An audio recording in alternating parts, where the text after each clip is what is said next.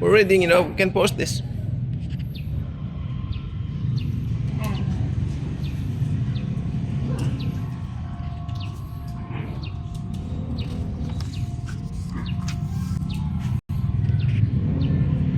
Remember the days of comics? Oh, uso na ng comics na eh.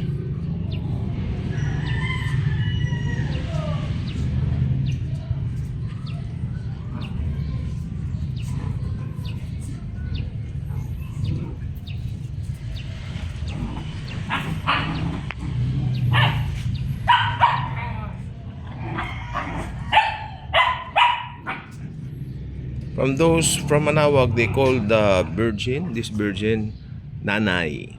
Si nanay. That's what they are calling, the Virgin Mary. Some even called her Apo Bakit. Okay.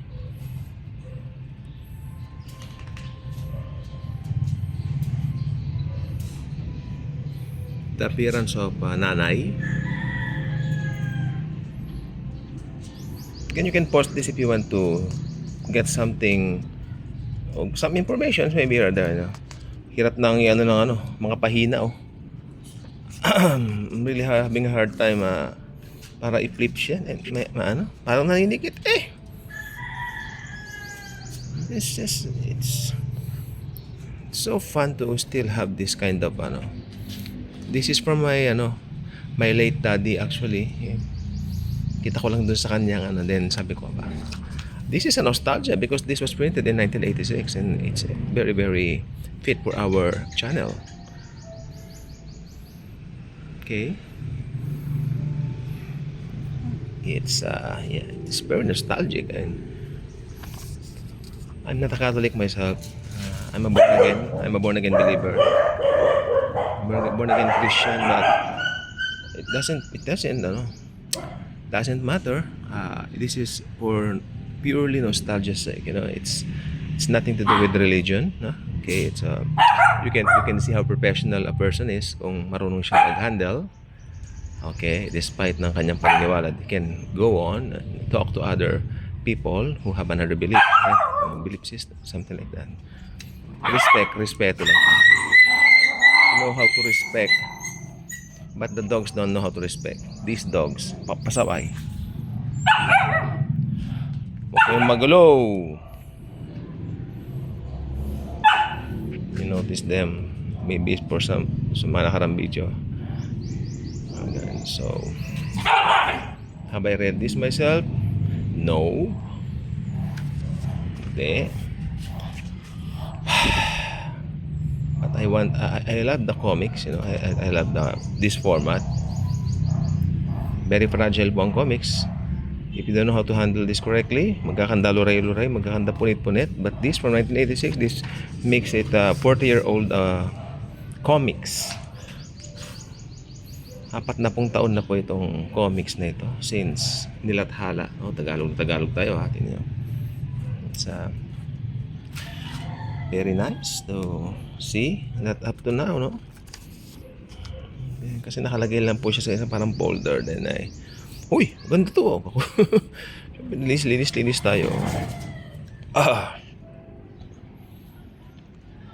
Both our parents passed away already nga po pala, no? So kay Jesus na po sila. They have some like this some belongings from the past, still here.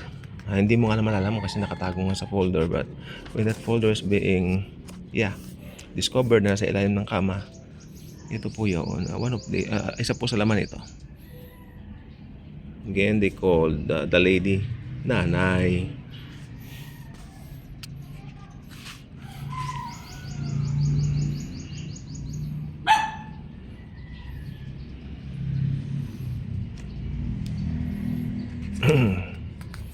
I don't know, hindi ako aware ilang pahina po ang comics to, but I think napakarami niya kasi nakakalimang minuto na tayo. I think I can only do this for 3 minutes.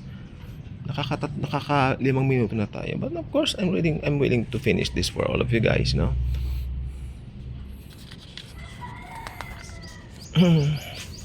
If I started it, tatapusin natin, okay? So this is yung mga ganitong mga eksena, no?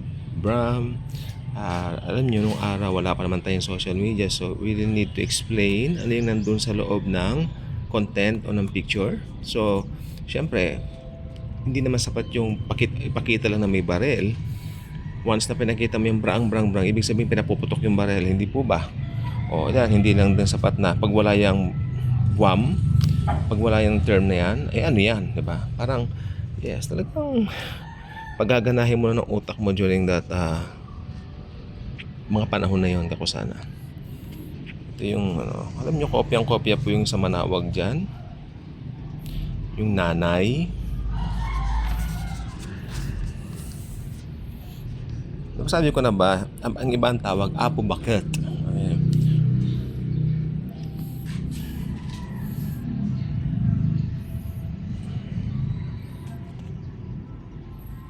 Si Apo Bakit. Ano yung bakit? Ba't nga ba bakit, ano? What is the meaning of that? Paki-comment nga po sa akin. I am too ignorant regarding words sometimes, especially yung mga from how many years ago na gamit. Pero I think yung bakit isang Pangasinensing word yun, no?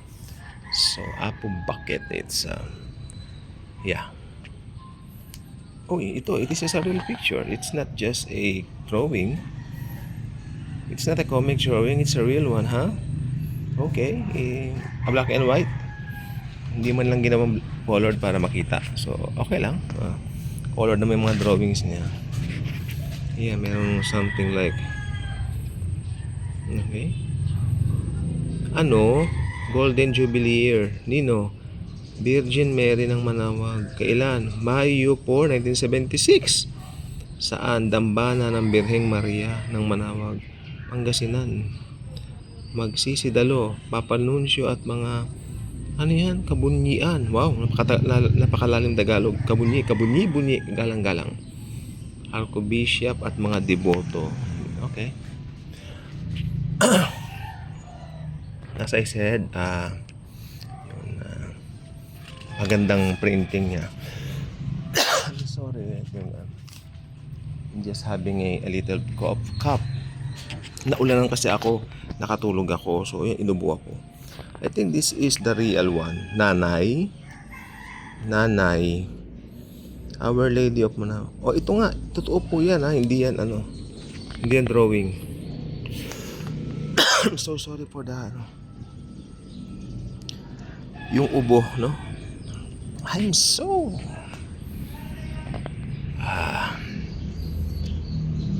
hot right now. Parang feel ko ang init-init na maano pa lang humid. Mataas ang yung heat index, no?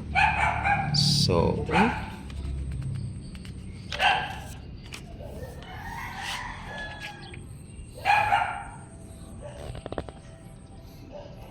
they've got that. Then this Setyembre 2000, Cathetical Month. Whatever is that, pang-Katoliko po kasi ito yung aklat na ito. And so, libreng gamutan.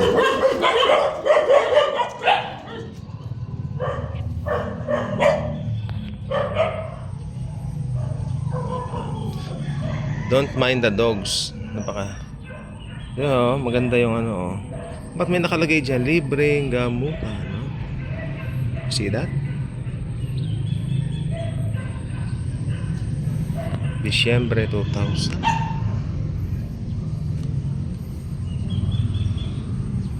My goodness. Parang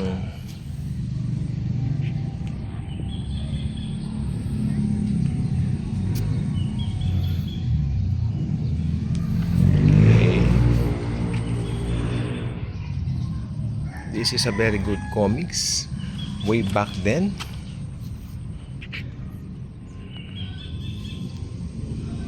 (1986) po ito prinin, pero ang layo pa, tignan nyo. Malayo pa, pero inahanda na nila. From 1986 to 2001, that would be 15 years. Pero hinahanda na po ng comics na ito yung malaking selebrasyon. Ano po?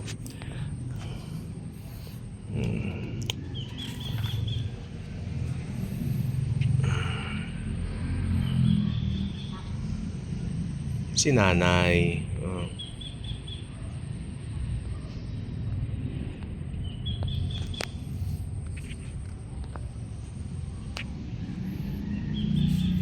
So, kung desire niyong basahin, bakit naman po hindi? Ano po? So, yan. Ito yata yung simbahan niya, National Shrine. Ang ganda. Malaki po siya. Alam niyo po pa, pag nagbe-beach kami sa La Union, sa Hundred Island, dumadaan kami dyan. Tapos, bumili kami mga seriguelas. Kay sasarap. Masasarap na seriguelas. Talagang quality. Ay, mga prutas, makakanin, ganun. Kung mahilig po kayo, wow. Ano to? Uy! I'm sorry. This is a real another, real picture. 1926 pa yung nakita yung malawag yata.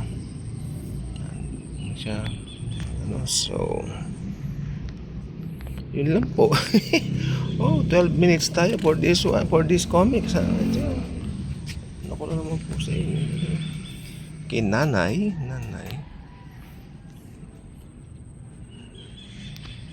Wow, it's very beautiful, huh? Very beautiful and